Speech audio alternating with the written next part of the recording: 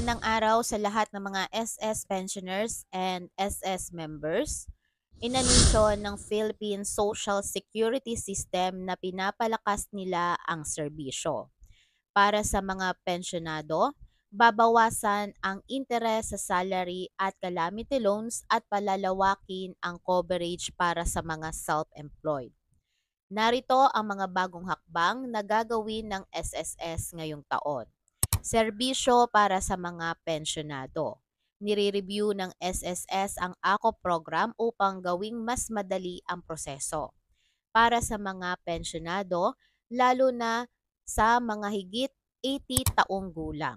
Mababang interes sa loan programs, plano ring ibaba ang interes sa salary at calamity loans mula sa 10% upang mapalaki ang makukuhang halaga ng mga miyembro.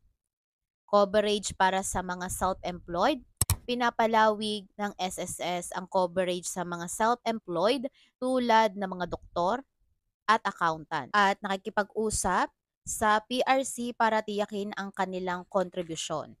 Inaasahang may sasakatuparan ito ngayong taong 2025. Ano po ang inyong masasabi sa bagong anunsyo ng SSS para sa ating mga benepisyo? Mag-comment lang kayo dyan sa baba ng inyong opinion.